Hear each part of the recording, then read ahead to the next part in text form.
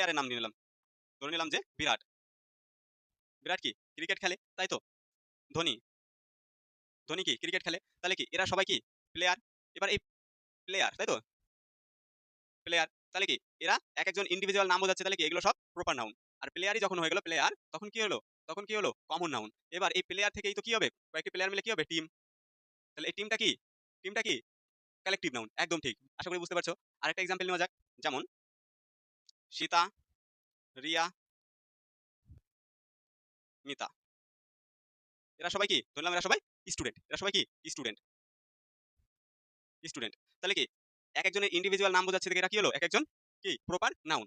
আর যখনই আমরা এগুলো সব কি করে দিলাম, কমন করে দিলাম, স্টুডেন্ট, এরা সবাই কি স্টুডেন্ট, তখন কি হচ্ছে এটা কমন নাউন। এরপরে কি কালেকটিভ নাউন, তাহলে কি স্টুডেন্ট মিলে কি হয় ক্লাস হয়, ক্লাস। অনেকগুলো স্টুডেন্ট মিলেই তো ক্লাস তৈরি হবে, একটা গ্রুপ তৈরি হবে, তখনই তো আমরা বলবো একটা ক্লাস। তবে ক্লাসটা কি কালেকটিভ নাউন। আশা করি আমরা তিনটা ডিফারেন্স বুঝতে পেরেছি।